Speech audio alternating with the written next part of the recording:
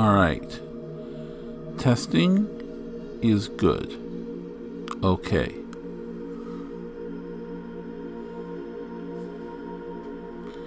Alright, so I am now back to doing a live drawing thing with Twitch, which I've decided that I'm going to be trying to do every now and then. Hopefully, the schedule I keep and often find time to do creative stuff in isn't going to come into conflict with actually having people watch the live stream, because I've discovered that I often have my best luck doing doing drawings and art stuff when everything's quiet and still of night. And unfortunately, oftentimes that's still because no one is awake.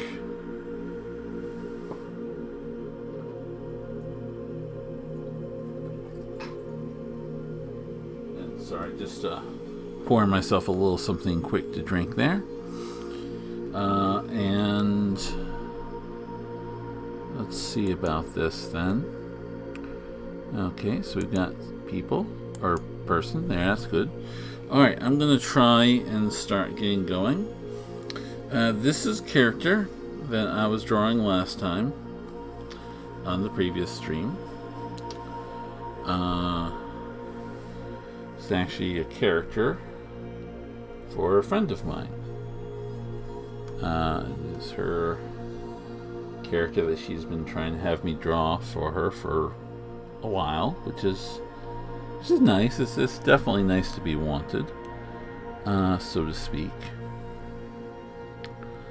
And let's see, I think what I'm going to do now is I'm going to create yet another layer. So I've got all of these layers here, pretty much for the purposes of just building up over the image.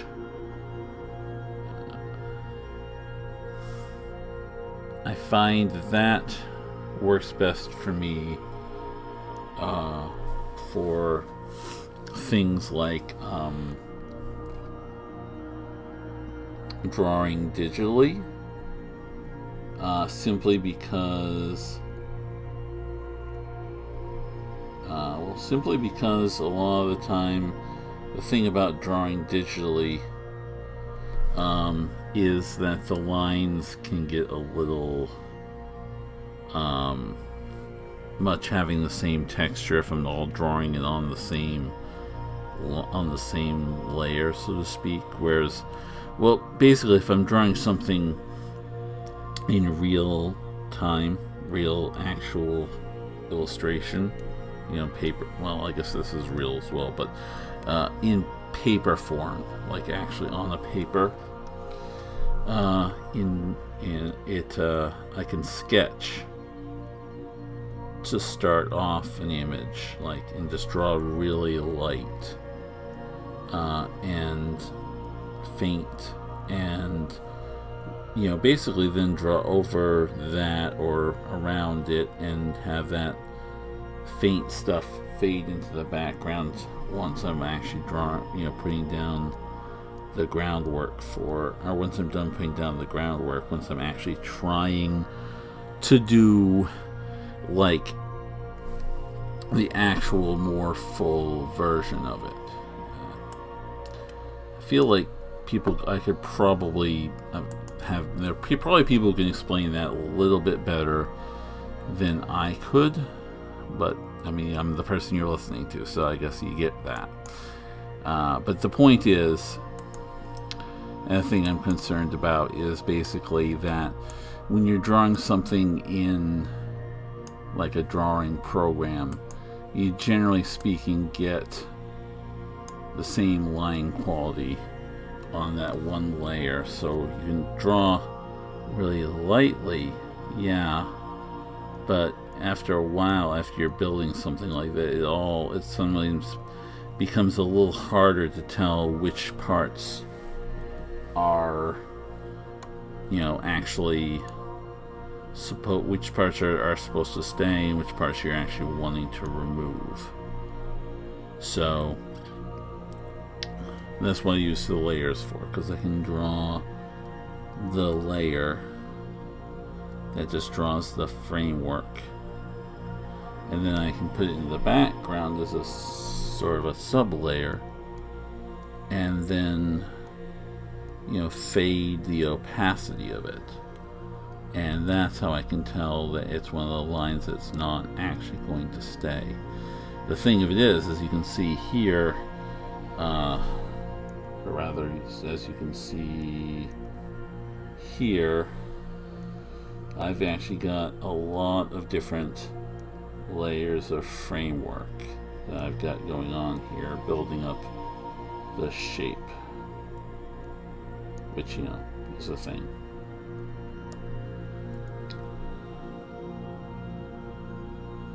And this one's actually not a layer, never mind. This one needs to be up. There, that's, see everything. I want to make sure I have partway there except the top, which is going to be all the way there. And it's nice to see someone is watching. So let's see. Again, this is a character that a friend of mine has been writing stories about for a little while now, by venue of her Facebook, and she's been wanting to have me illustrate said character for a while now. So I guess this is me attempting to do so. I went to a lot more, I think, detail on that last video, which was the first part of this drawing. So I don't know, maybe I suggest you go ahead and watch that, because that was that was my first real major live drawing thing. I mean, I did one sort of a test bed one before, but test is a test. This is more, more actual drawing, or I guess I should say more actually working on a project rather than just making sure that all of the tools work. So apart from this, let's see, the other thing I would say that's interesting today is I actually went to see Detective Pikachu, which I had a lot of fun watching. It was pretty cool. It had a very kind of a, I mean, the realistic Pikachu and other Pokemon were well done, definitely, but because they're still kind of cartoony characters, it had kind of a Who Framed Roger Rabbit thing going on, which actually I kind of loved, because that's actually one of those movies that I really love. So it was just neat. And I'm also, as I've said to my friends a number of times, that I get a really big kick out of stories and things where they do like a lot of world building too. Like how does this world actually look if we're in a world in which Pokemon, people can literally have monsters be their friends and such. So that was neat to see, and it was really very fun and funny and pretty cool. It was one of those things where and I've probably said this before, and it's probably maybe unfair to say this, but it's one of those things where right from the trailer, it looked like it was a lot better than one would expect a movie based on a video game to be. You know, it has loads above the Sonic the Hedgehog trailer. Weirdly enough, I'm actually kind of intrigued by that Sonic the Hedgehog thing just because it looks terrible, and it kind of amuses me how terrible it looks. I am kind of delighted by that. But Detective Pikachu did not look terrible and was not terrible. It was very, very good. And I very much recommend it. I was much more enthused about and excited to see it than I have been for a lot of movies these days. I definitely wanted to see it more than I wanted, more than I have a driving urge to see, say, the new Marvel movies that they have going on out and about, you know. But again, that might be just me, where I don't know, I'm feeling a little burnt out on, big superhero movies, I guess. It's also quite possible that big superhero movies aren't exactly my genre of fantasy / sci-fi / that. I'm just not as enthusiastic about them as a subgenre. Or it just might be that I feel like the Marvel cinematic universe is just getting a bit overwrought for my tastes. Or, I don't know.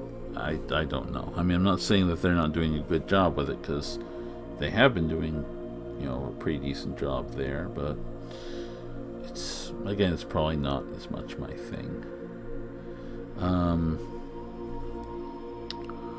And that said, I mean, there have been some.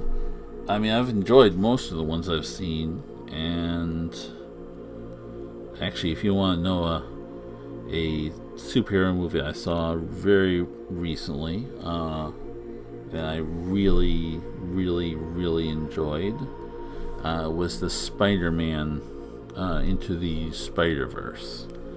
That was very, very good.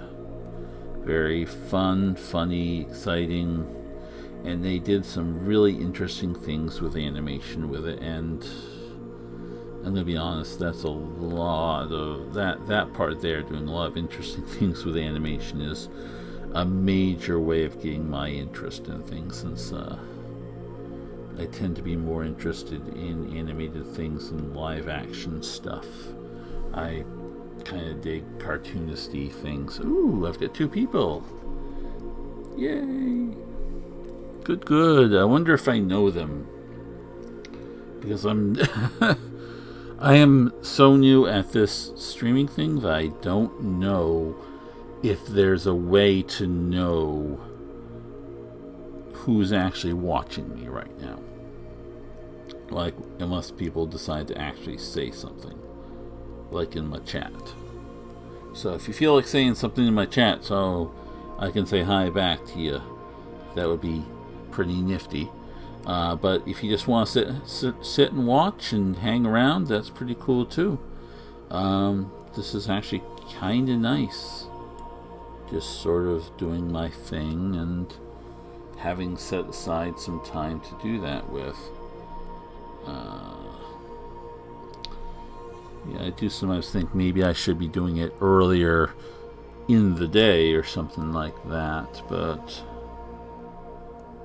this is just the time I feel like when everything's just relaxed enough and low-key enough that I can find the time and the energy and not be thinking about anything else I'm supposed to be doing or anywhere else I'm supposed to be being or anything like that. So I haven't really hit, speaking of streaming, I haven't really hit upon a time frame of when I would like to do more of my streams. You know, like what time would be me time to do this on like a more regular basis. So it'll be like the second week I've done this. And the first week I did on Friday at, roughly around the same time. But this day I'm doing it on Saturday. I think partly because I ended up on Friday. I was thinking about doing it on Friday, but I got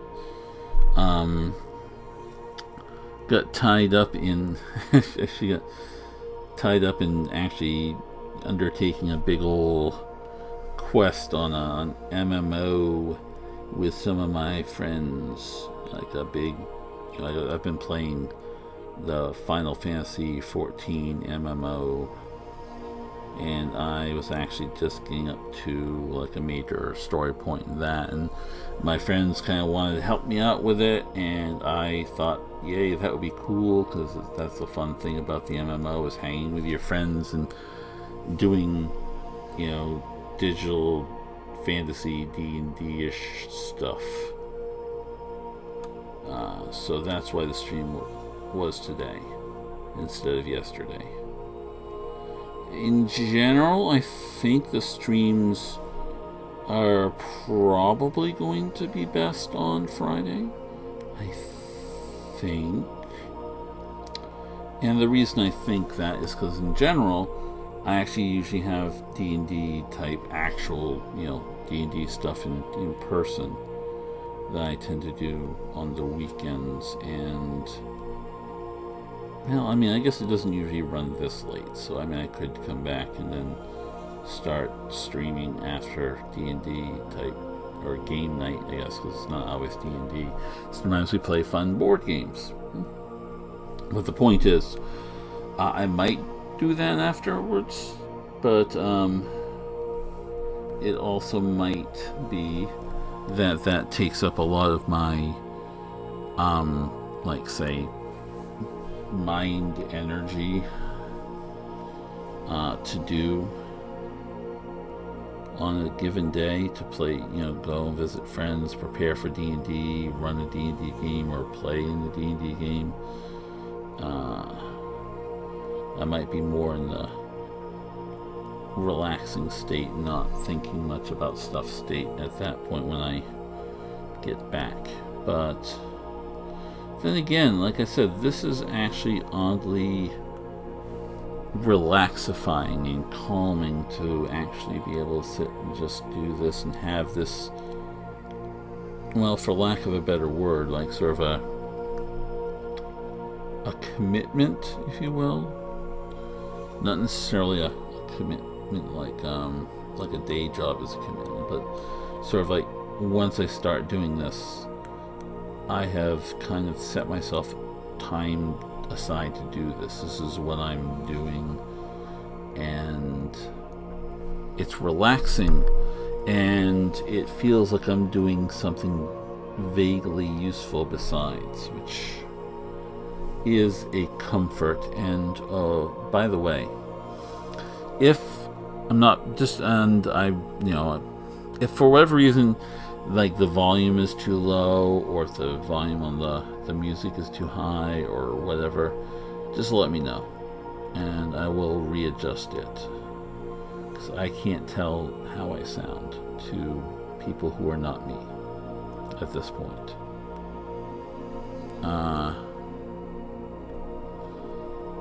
But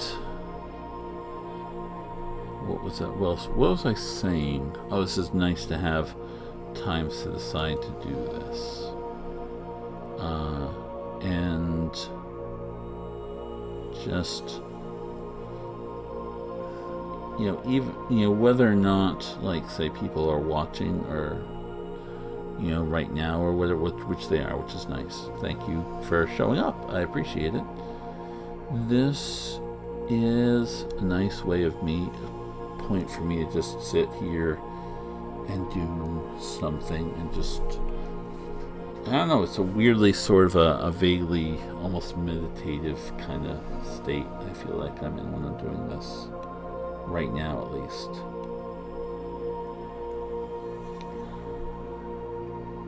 I don't have to,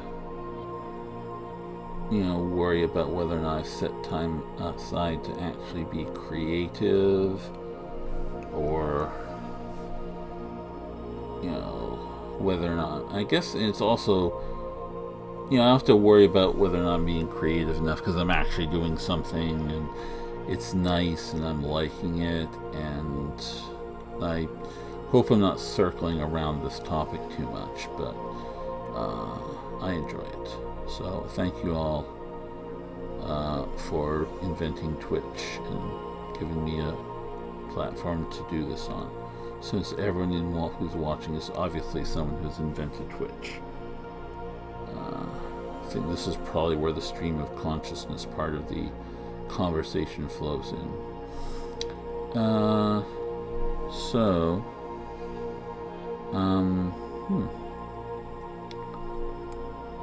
Anyway, I am kind of liking how this is looking so far.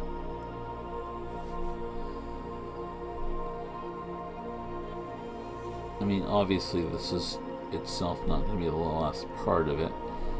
Even once I get all these down, I'm probably going to need to do another sort of a detail section where I'm actually going to be going over, like, adding some details to her dress and stuff like that, and pinning some of that down, maybe the folds, and working on that kind of thing.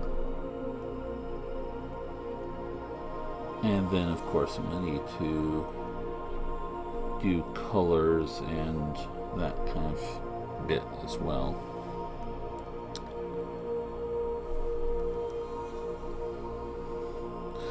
I find that this is interesting. This is the kind of the part of drawing that I find kind of relaxing in and of itself.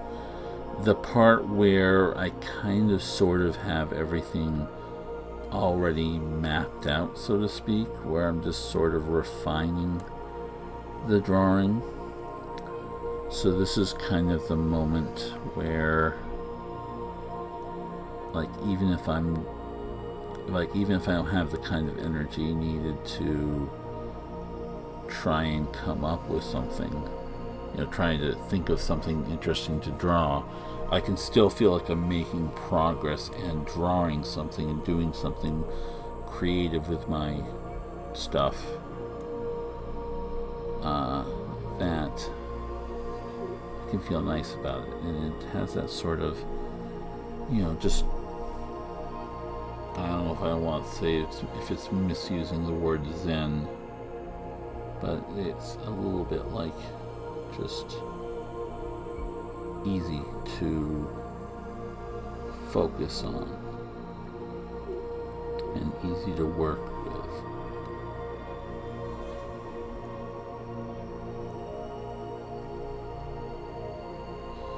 Yeah.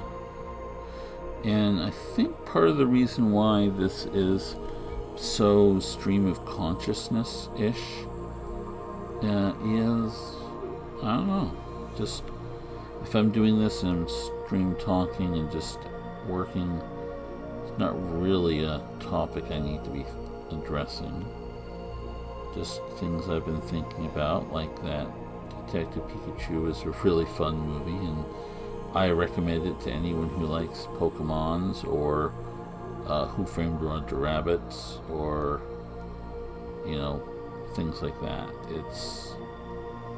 It is a movie about a video game universe that does a very good job of representing that universe while being a good, entertaining, well-written movie. And I feel like the reason why it is good at that is that it gets a chance to actually do more with the world of Pokemon, type, thing, then interestingly enough, the games do. Like the games are basically you going out with Pokemon, catching Pokemon, and fighting Pokemon, and basically being a professional athlete or a professional athlete trainer, or like some sort of a dojo wandering martial arts master with his or her retinue of trainees, little whatever you call, like not super advanced martial arts, martial arts, I guess, acolytes not right, because it's more of a religious thing, but trainees, and you're training them to be martial arts masters of Pokemon or whatever, training the Pokemon to be kung fu masters, so to speak. And I know this is just, I hope I haven't gone too far off topic, but it's basically the games, because they're so focused on that aspect of going out and about and being on that big adventure, and then fighting other people along, other trainers and stuff along the way. It doesn't, I guess, focus as much on, it doesn't give as much of a here's what the world is like for people who live in a world where where monsters and humans are friends, or can be friends, or whatever. And this is how that changes the way that the world works. This is what's different in a world in which humans and these monsters have this symbiotic relationship. And this movie does a good job of that, because actually the Detective Pikachu game also did a good job of that as well. And so basically there's stuff to explore. I guess the thing is that there's stuff to explore for that sort of a world outside of actually what the games do, like the actual regular Pokemon games. Granted, this is speaking as someone who's only mostly played the first Pokemon game in terms of, the actual core Pokemon games, so I guess that's a grain of salt thing right there. And I hope people haven't gotten bored of me rambling about Pokemon.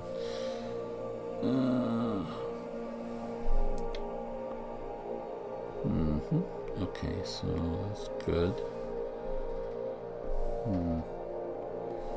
Yes, I will have much more refined on this eventually, but I think this is the layer where things are actually starting to look closer to an actual product, so to speak. An actual I don't want to say it's finished, but it's sort of like this is where we've actually kind of gotten to what we're looking at, so to speak.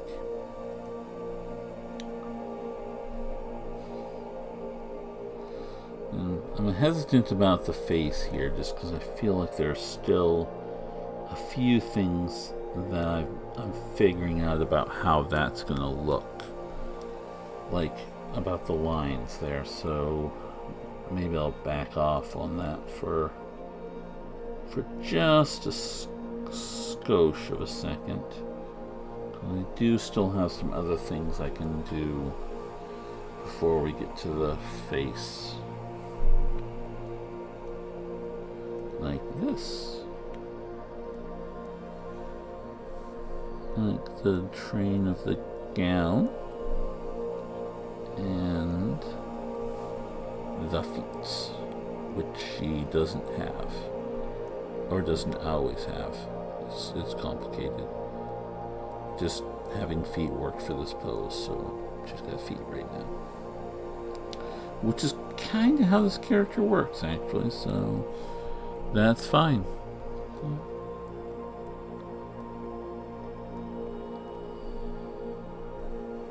So, sorry about that. Vertigo-ish kind of a thing going on there. Sorry. Just trying to get some things. Actually, mostly it's just I clicked on the wrong slider is all.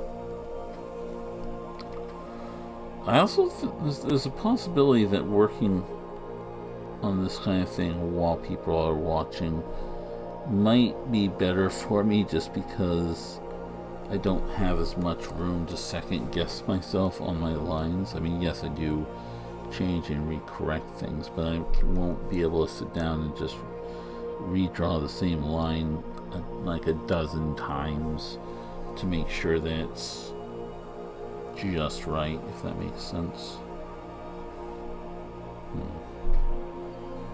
I wonder if that's... yeah, it works well enough for this. This does have some good line pressure sensitivity, so I can make the lines thicker or darker. I mean, thicker or thinner. But the fact that it's all pretty much the same line darkness is more or less... I guess I could probably use a pencil to draw the undersketches and then draw the lines darker over that. I could do that, but I don't know.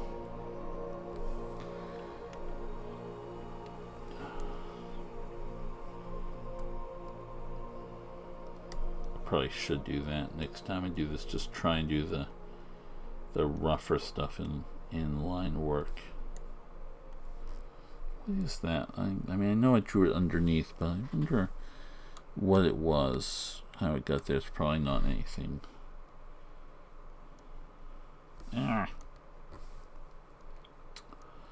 So, I've mentioned this before, and again, I'm still using the same sort of like a free, no zero royalties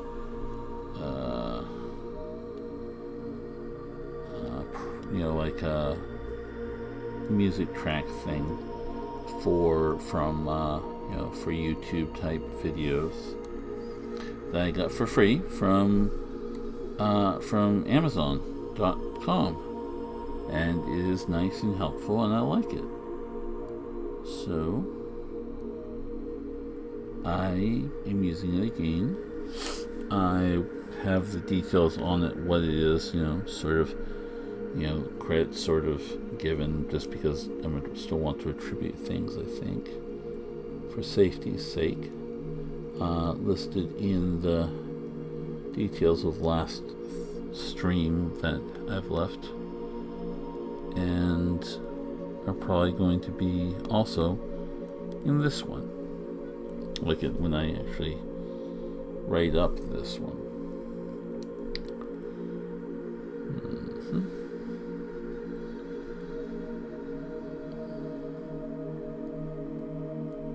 The other thing about this character is that the proportions don't always have to be sensible.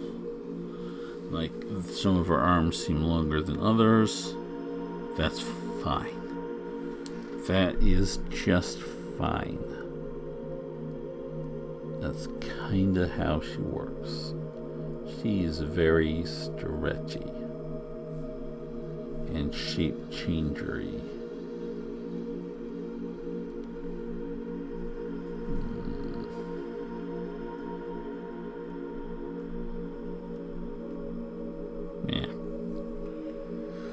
And scooch up here. Doing pretty well on the CPU usage. Not much to be concerned about there, which is frankly very nice. That was something I was still worried about because I didn't want that to go too high, but it's been doing pretty well, so yeah, I think it's doing good.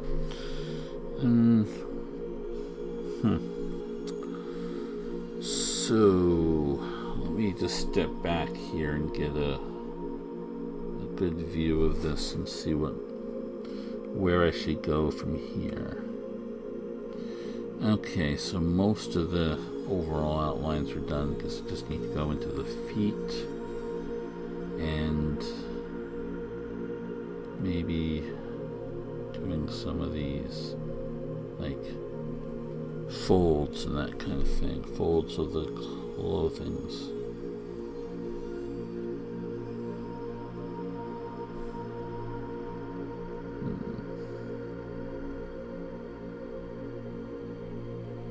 Okay, so I guess I'm gonna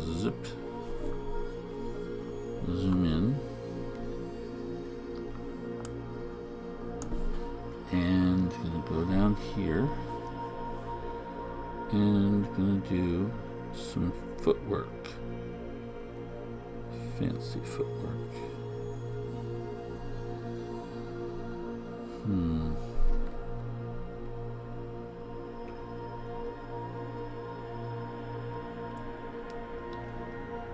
I think should be giving her toes.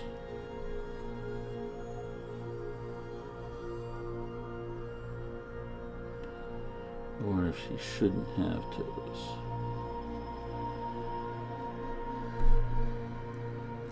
Maybe toes? Maybe not toes. Tomatoes. Tomato. Oh, hey, a friend is here.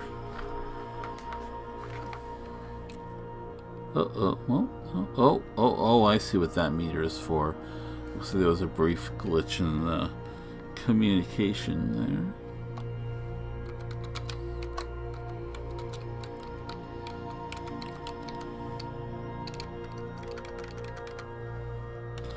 Just letting a friend know I'm streaming right now so that she has awareness and can come visit if she has the energy to do so.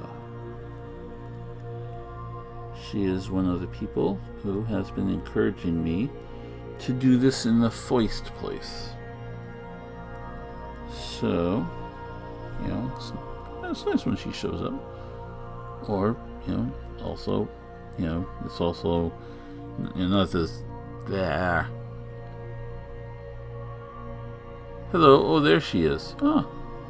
Hello, bee. Who has what? Oh, she. Yeah, you're the friend who's shown up. Yes, you. You are the friend who has shown up, and I'm glad to see you while I'm drawing this figure here. I am trying to decide whether or not I should give our fine friend here toes, or whether or not this was a terrible mistake to give her toes.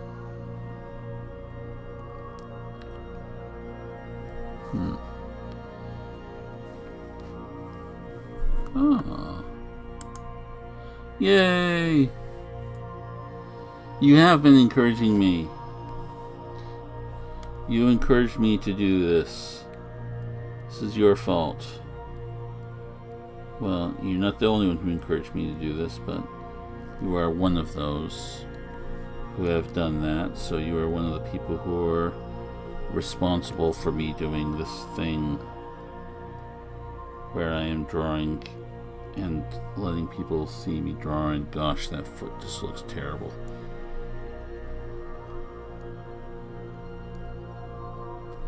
This is one of those situations where I feel like I need to redo that.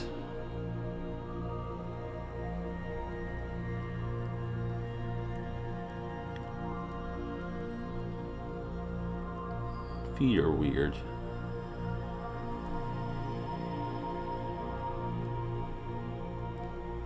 They are very weird.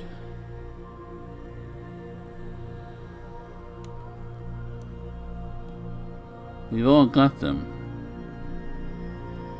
Some of them, people have fetishes about them, but they are weird.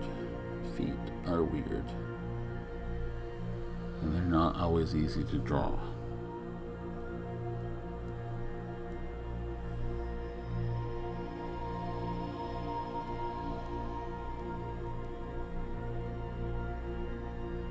I often find that the shape of the foot isn't really a problem.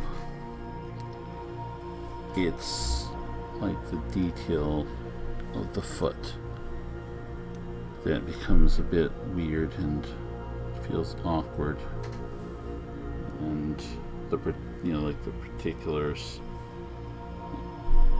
Goodness, I don't think that's where. That's not where that should go. Oh, have you now? Like, wow. Doing, selling photos of yourself? Wow, that is cool, actually, and much bolder than I have managed to consider in a long time. I did for a while. Was selling some of my artwork, but that was so long ago.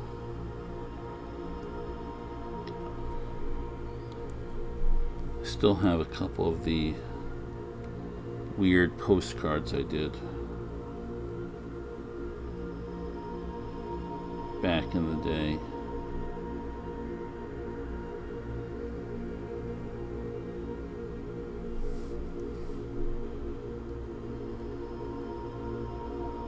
Back when they did more painting. But that was just a long time ago. I don't have access to paint much of a painting setup anymore. Well, I mean, considering it's good. I mean, look, I'm just saying that the fact that you're considering it means that you're open to the idea that you are worth, that there's something, attractive about you.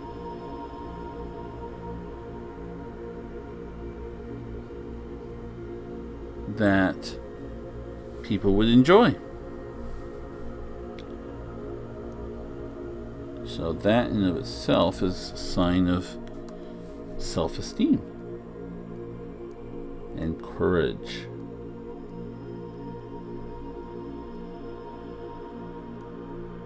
Which is nice.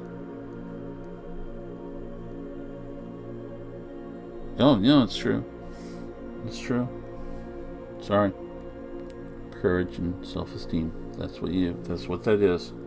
So, deal with it. Because that's what courage is. It deals with it. So there. Yep, I have spoken. Yes.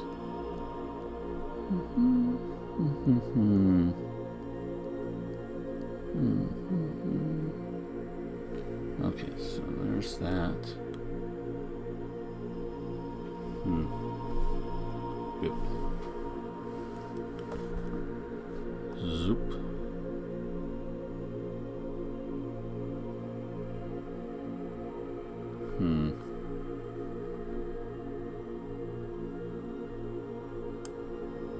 Let me mess around with this a little bit. I'm not sure that might be too much foot, like in terms of what actually should be there.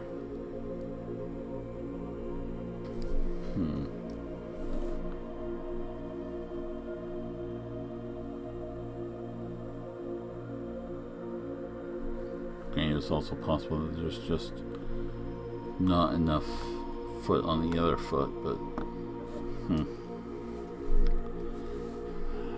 I'll jump back to one of the previous layers, or maybe overthinking this again, because that's what I do, because I overthink things to death. That is one of the problems I have frequently been told that I have, is that I overthink pretty much everything I think about.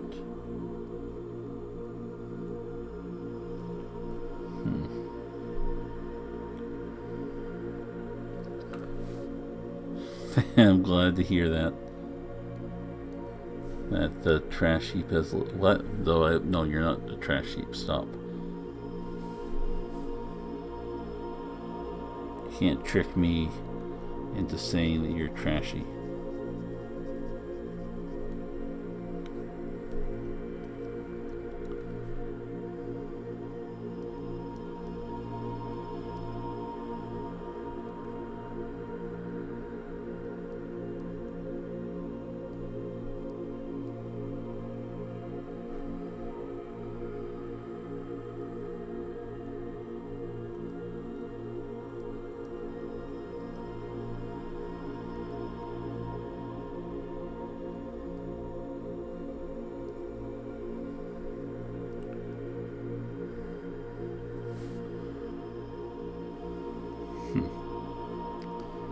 There you go.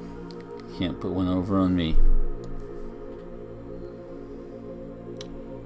I will never be unsupportive of you. And thus this has turned into a very sappy stream. So, sorry. But, yes. Okay.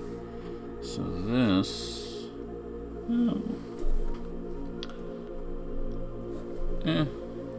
looks okay for the moment. Might need to revisit things a bit, but we'll see about that.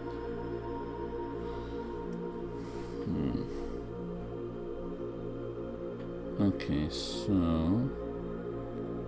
now, okay, so we're gonna go in and look at the face, because we are.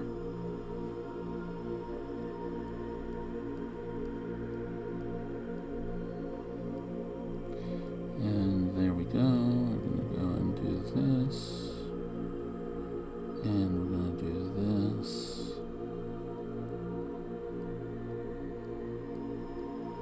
Take the lines are in around here and around here. Now, this is the part where I'm still maybe working out a little bit of the details. Just a little bit.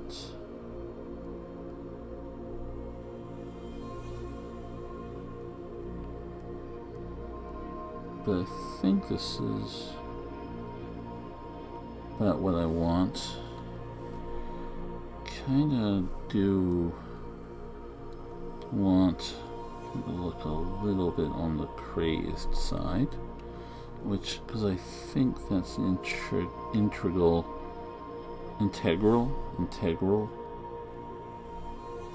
part of her presentation,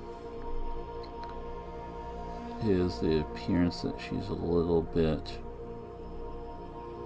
out of sync with conventional thought patterns.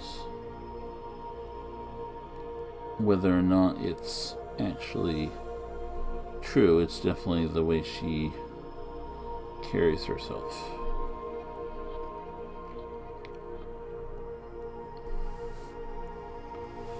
Okay, I might actually need to actually go with a smaller pen size for this part.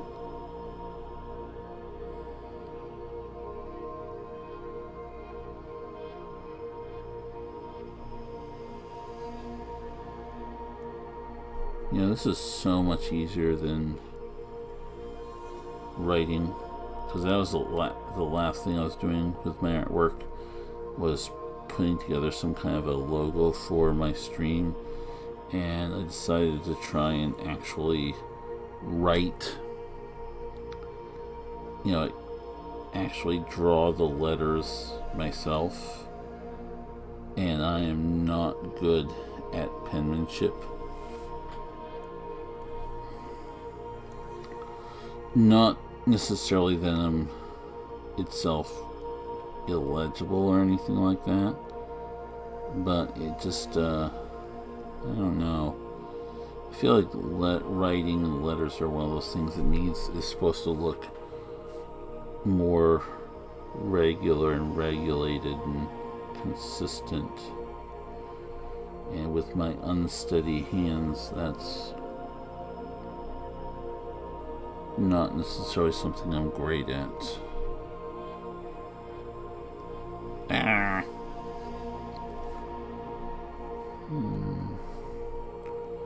might try and show it after this, or I might just wait and just have my creation of a logo up here when I actually put it out up there.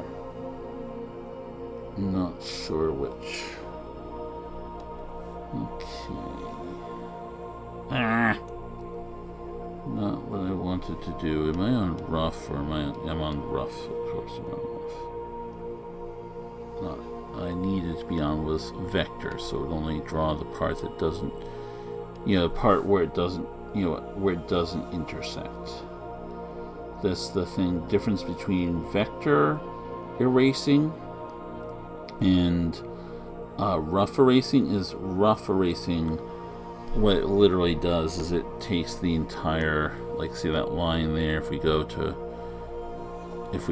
rough here, it will, erase the whole line. That's just what it does.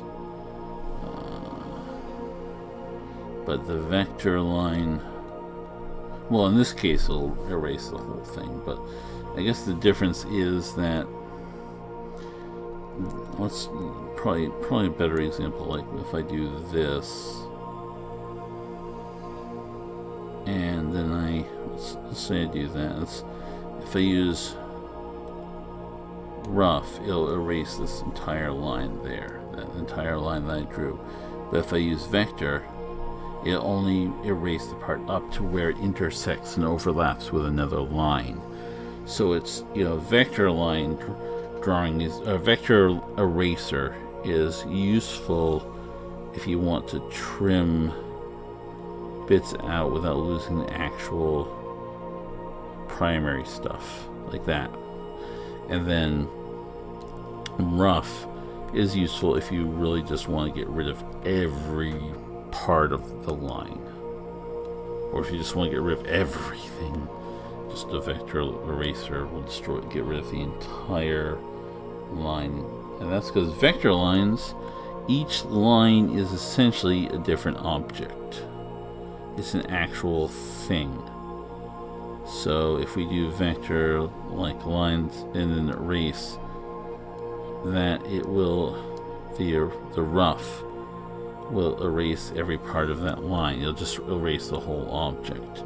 And the vector line will do it too, but it won't do it past the point where it intersects with something else. I'm not entirely sure why they call that vector line as opposed to rough. I mean, vector eraser as opposed to rough, but the point still stands that if you want to just erase the rough parts, the part that, where an extra line has been created, like this tiny little one here, you use a vector. And if you just want to erase the entire thing, you use rough, and that'll take out the entire line, like this. Okay, a little bit of a lesson there. But vector line drawing is using a vector layer to draw with is very useful and very kind of important in my opinion when you're doing this, because it creates your ability to scale the drawing. You, like, if you do it with a raster, then if you start making the picture bigger, like if you use a tool to expand it, like to make the image bigger, or to deform it or stretch it or anything like that, if you do that on a raster, it will, it'll create pixelation, it'll lose some of its information, and it'll become muddier. But vector line drawing keeps the shape of the line that's drawing. It knows the exact proportions of the lines, so that if you need to extend or expand them, it just does so and is good and helpful and happy. So that's why the ink or paper, the drawing line part of this for me is always vector. And why, interestingly enough, and raster is the one you would use for coloring layers, because you can do paint type things a bit better with that.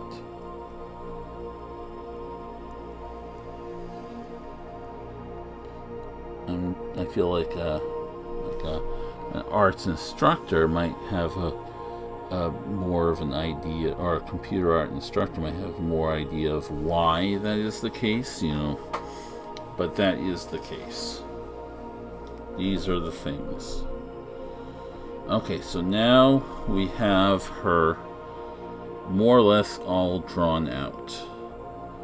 So after this, it's more or less going to be about taking this whole thing and just refining, making sure that the lines are smoothed out and developed and not scratchy or scrabbly. Because if I just take this and I remove, I don't even know what that layer is, and just remove these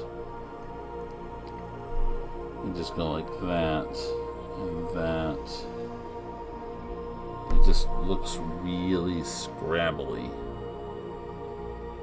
And also I just realized I actually need to draw the hair, the top of her head, for the whole thing to actually make. I'm just going to get rid of this layer. The layer's not doing anything. I don't even know why it's there. There, it's gone. Okay, so I need to put something up there to bound the top of her head.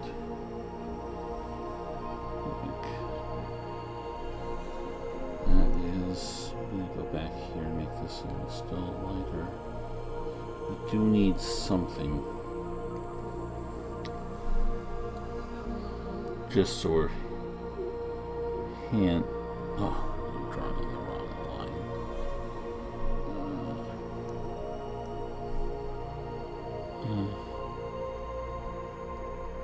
Okay, so that's the right layer. Oh no, I dropped things. Where? There it is. Okay. The world has been saved. And I just knocked over a keyboard. Yay! Lots of sounds going on this particular stream that are not particularly necessary. Woo! That's how you know it's a real thing. This is real time. This is unedited and stuff. I don't know what I'm talking about with that, but alright, so we gotta get this back to shape. I hadn't really realized that it kind of makes it look like her arm is just coming out of well, it's just kind of coming out of nowhere, but it still has to feel kind of like it's coming out from behind something to make this actually work.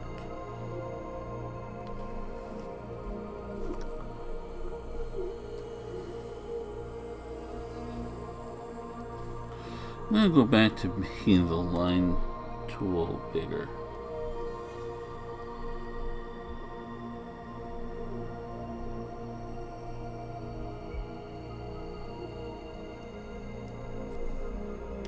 Experiment with this a little bit. Yeah, that actually, I kind of like that because it kind of gives the shape of her head there while still acknowledging that her hair is basically, this is all her hair covering her head kind of thing. I don't actually know how much longer I'm going to be doing this tonight.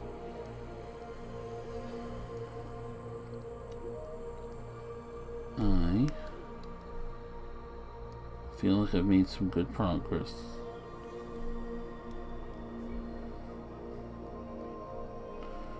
Am I doing the vector? Oh. There. Okay. So that looks, I don't know, looks a bit better, I guess.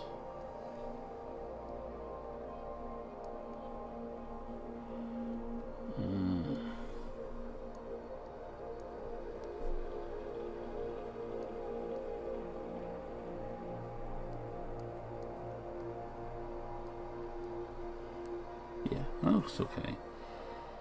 So now I'm just going to go back to these. I'm actually going to reduce them significantly. Not all the way to 0, but just really, really, really low.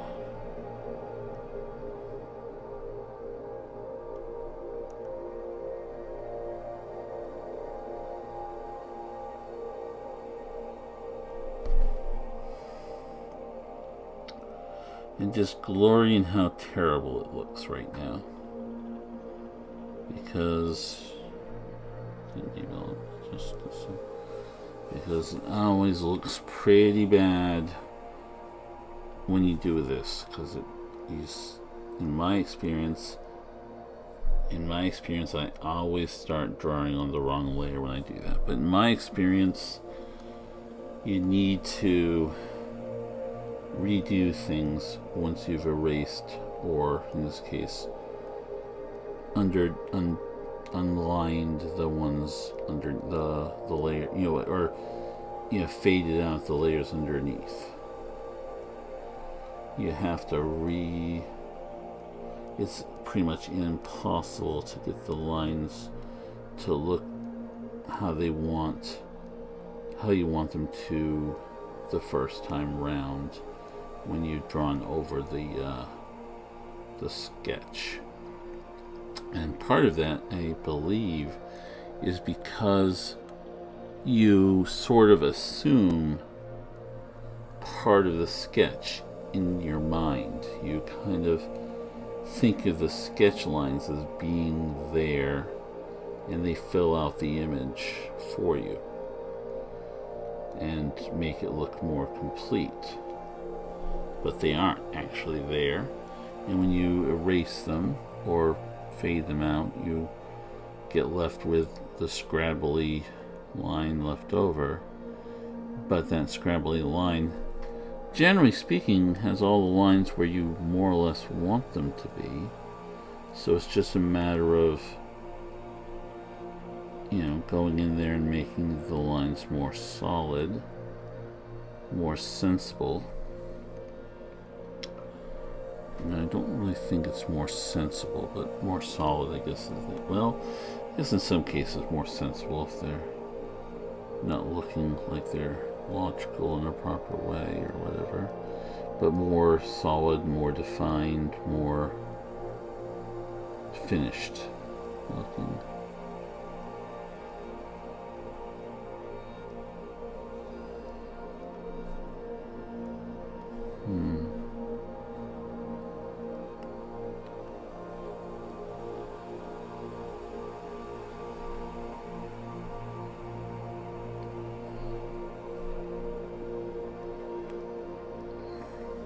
Okay, so I don't know if I'm going to end up doing this whole drawing here in live drawing streams, and this is what I'm going to be doing this in, or if I'm going to end up trying to color it once I've done everything here. If I'm going to try and color it otherwise, outside of things. I feel like I'm probably going to try and do everything here. Probably. But it's just what I think.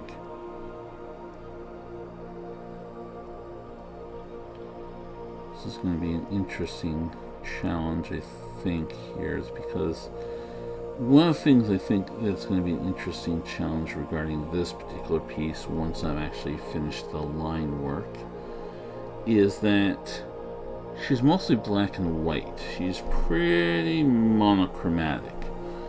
And I'm not entirely sure what the best way to represent her hair is going to be, since it's going to be black hair and she's also going to be using black lines. I'm pretty sure I'm probably going to end up using white lines to delineate some of the places where her hair overlaps, just to actually show line work. But also maybe that I'm not going to make the colors be as ink black as the lines, just so that there's a difference between the two of them. That's often what I've done, I find, when I'm drawing something black in digital line work, or when I'm coloring something black in digital line work, I will actually be coloring it a shade, just like a shade or two more into the gray as opposed to jet black, so that it looks dark but that the actual black lines will be the actual line work. Not sure if that's the best way of doing. Well, I guess everyone has different ideas of what the best way of doing these kinds of things are. But usually I'm one of the people who's really interested in having very clean lines that are easy to read, like a shape that's easy to see. Like I've always really admired one of the big, sort of like animation, I don't know if you want to say tools or concepts, was it that you should be able to recognize a character by their silhouette. By just, seeing the shape of the lines, the character should be recognizable. And as a result, I really usually tend to want to avoid making the lines fade out or be muddy.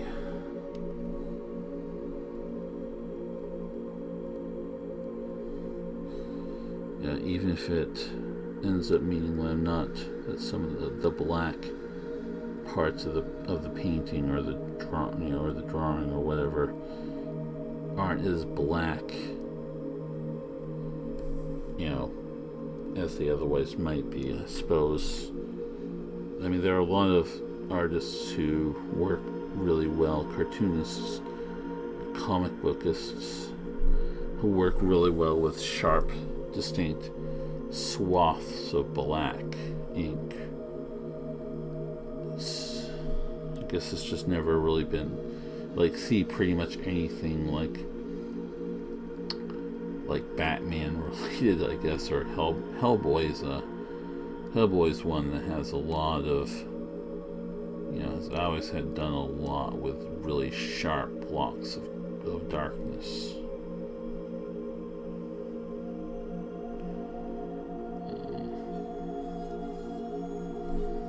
Batman, as mentioned, this right off the top of my head, I can't really think of anything else.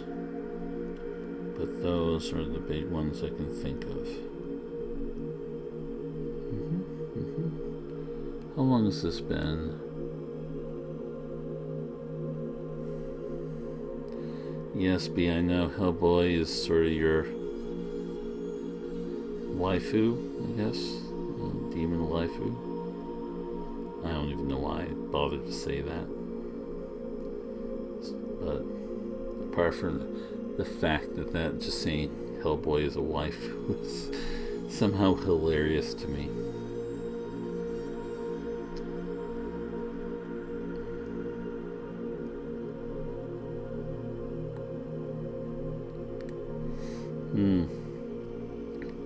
Okay, there we go.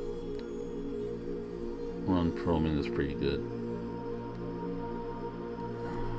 I've heard nothing but terrible things about the new Hellboy movie, though, so I had actually completely forgotten that it was actually a thing until someone reminded me of it earlier today after the well, I guess it technically was earlier today.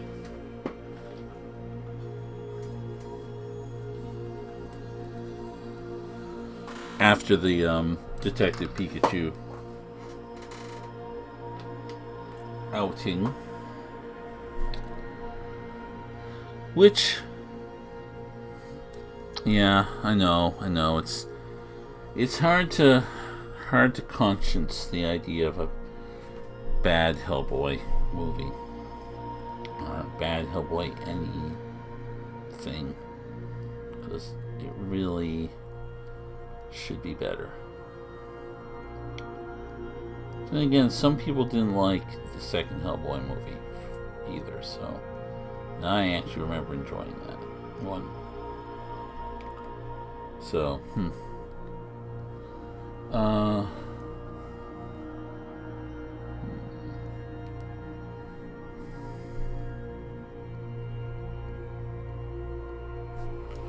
yeah, this is one thing. I'm wondering if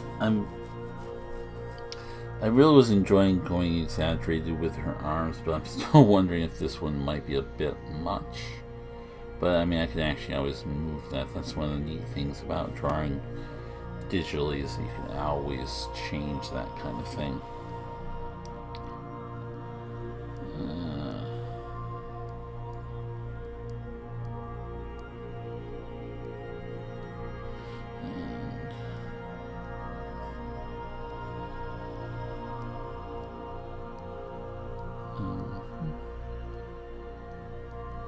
Might.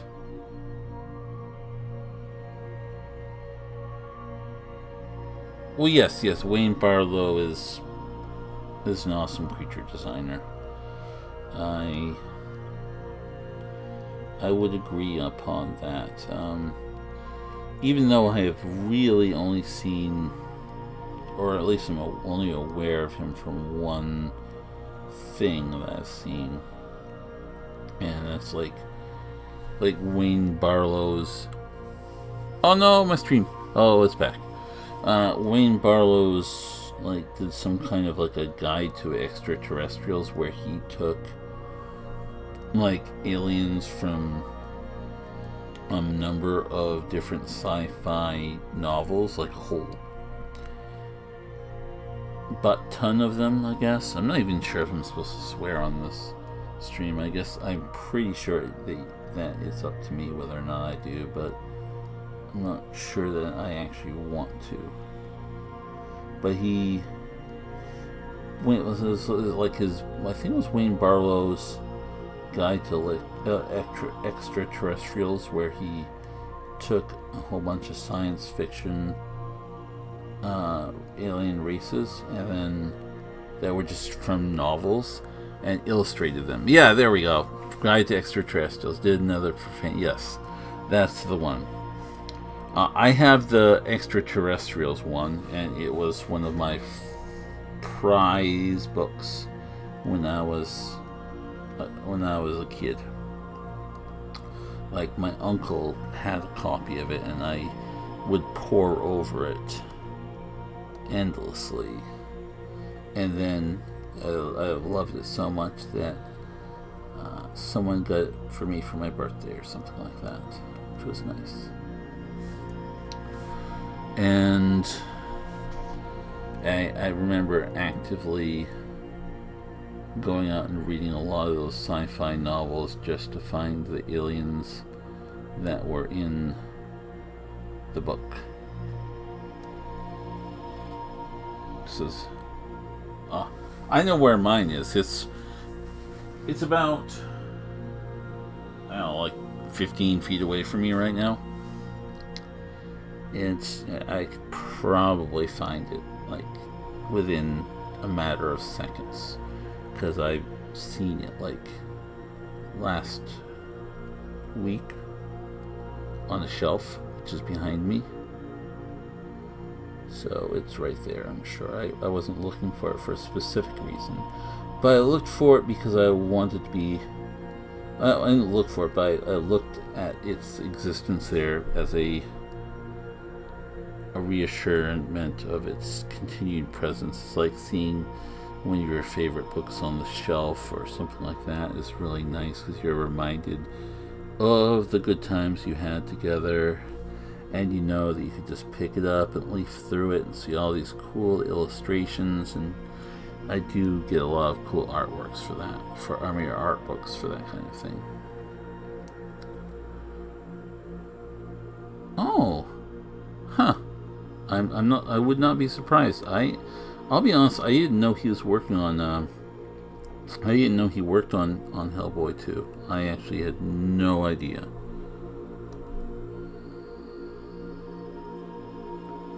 Zero idea. I was sans idea.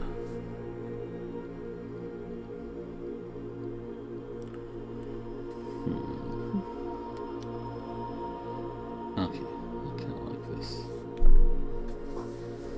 No idea. Okay.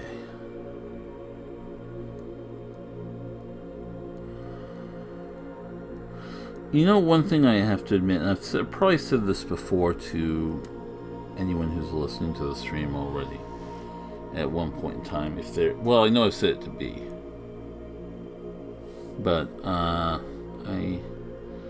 don't know who else I've said it to, but I actually really enjoyed Hellboy and Hellboy 2 for a very, very, I don't want to say specific reason, is that I feel like they did a much better job than, as blasphemous as this might almost sound, that they did a better job of characterizing Hellboy than the original graphic novels did for a long time. Like, I have, like, the first...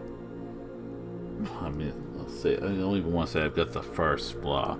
I've got, like, I want to say 15 volumes of the Hellboy collected graphic novel things, and like the first four of them, but like the first whole bunch of them, there's not a whole lot of stuff going on that really captures Hellboy's relationship with his father figure.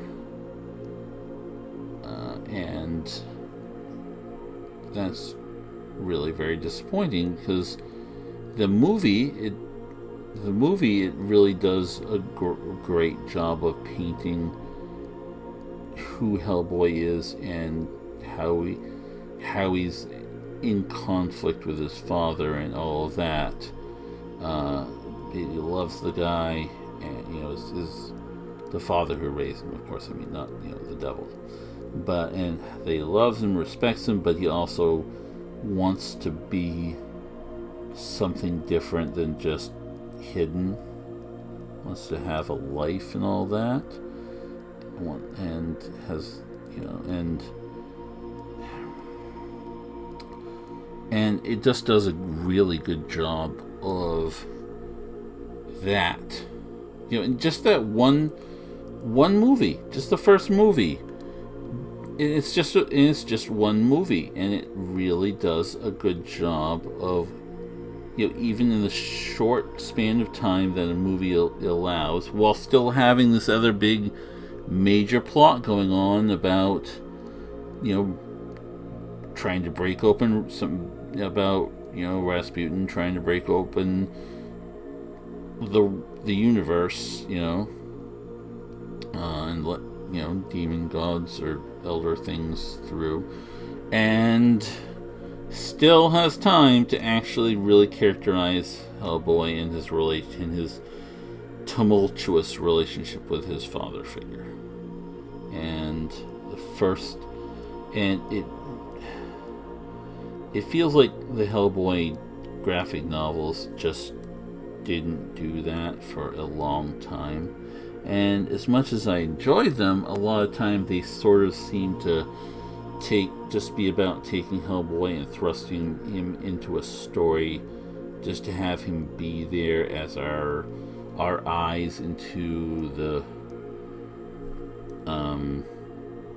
illustration of a myth or a legend, sort of have him there so that we can watch this legendary thing like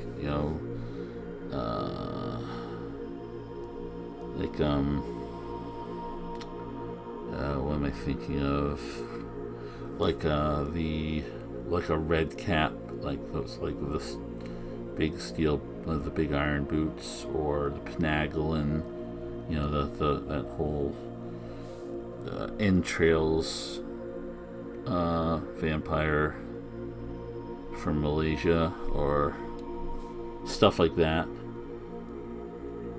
And eventually they got to, or Magnolia got around to doing some actually pretty darn good stories involving Hellboy and his father, I think, as I recall. But I really wish they'd done some of that groundwork earlier. And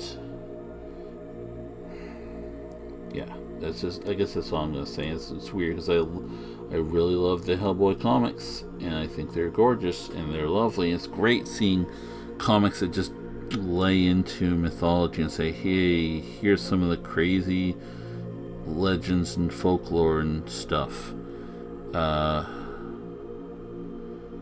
And I really enjoy it. I just sometimes think that, and a lot of time I just think that Hellboy's along for the ride. He's there to solve the problem. We get to see the story. Either Hellboy is there so we have someone who can see the story so we can be watching it, or so that there's someone who will punch the red cap in the face, or something like that. A reason for the whole story to end and resolve.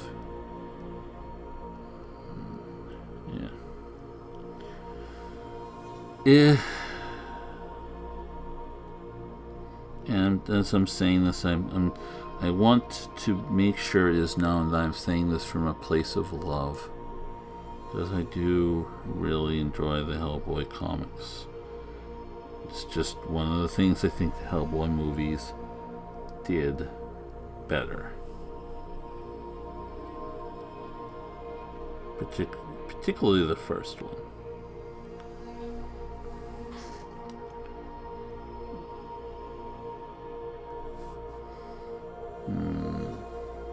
How long have I been doing this? I've been doing this for about an hour and 24 minutes. I'm not entirely sure how long someone is supposed to be doing these things.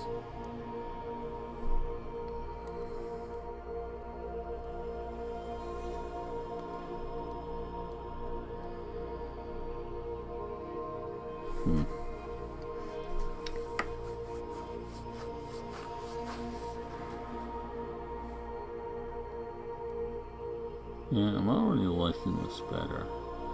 And that's the power of going over the lines again and redoing things, as that they end up looking better.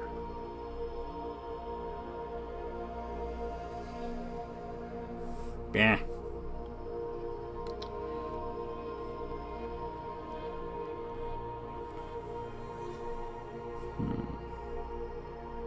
Yeah, that looks nice. Not perfect, I guess, but, you know.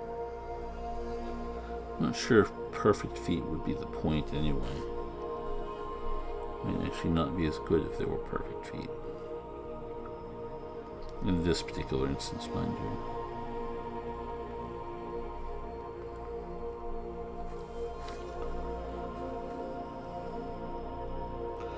So, B, in case you didn't pick up on it before, because I don't think you got back in time to hear me say this, but I did see Detective Pikachu with my old college buddy and his girlfriend and another friend of ours, and it was a very, very, very good entertaining movie. I much enjoyed it. It was a little goofy and hokey in places, but in like kind of a way that makes sense for it to be, because in a way it's sort of a little bit of a sort of like a cartoon of the world, so to speak. You know, there's something inherently it does, you know, it is that Roger Rabbit effect where the world is made a little bit wackier by the inclusion of, you know, psychic ducks who have to listen to relaxing meditation music so their heads don't explode in psychic power bombs. You know, that in and of itself, you know, means that the world has to be at least a little bit weirder and a little bit wackier by default. You know, a kid can legitimately expect to go out in his backyard and see like a lizard monster throwing bones around, like a cubone, and you know, the characters have to be able to survive in that kind of a world. Yeah. And yeah, it's fun, and I love that. I'll admit, I kind of love that kind of thing, like a world where you can legitimately expect it to feel like a Muppet movie, where you have these human beings, and then you have, you know, walking around and sharing a world with a person who might be a frog or a bear or a gonzo, or like, you know, Who Framed Roger Rabbit or stuff like that. It's fun. I like it.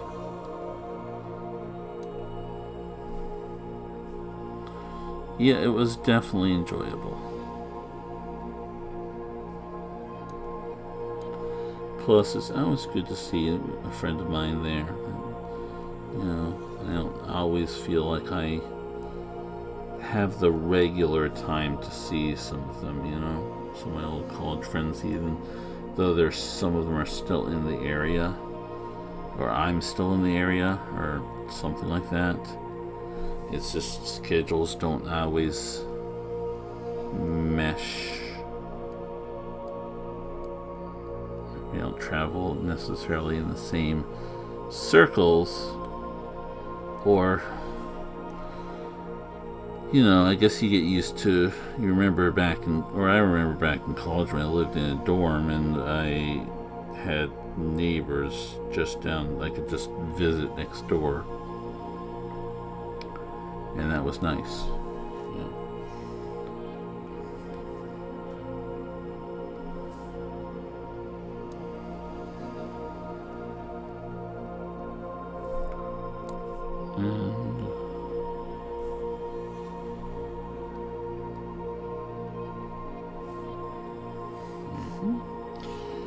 Okay, so it has been almost an hour and 30 minutes. I might be almost done with this for the night. I mean, this is, I guess, one of those things where I could just keep poking at it, but I have to wonder when that stops being productive for the night. Yeah, I'm gonna have to do some serious thought to, doing more with the dress. Like a bit more ornamentation or something like that. But I'm gonna have to think some more about that before I commit to it. I'm definitely gonna need to do more folds of, cloth and that kind of thing. But I'm not sure I'm there just right yet. Right now, in my brain space, I might need to stop for a bit. Okay, I think that's gonna be about it. I could show you guys, if you wanted to see just a quick preview of my stream banner, not banner, but the thing that will be up on my stream window when I'm not actually streaming, because I've been working on that a bit today too. And this is just a quick preview of what it's going to look like. So I'll save this first, and she is saved. And alright, this is my no stream today, or no stream right now logo that will be appearing right here. This is just a quick preview of what that's going to look like. I hope that will satisfy people.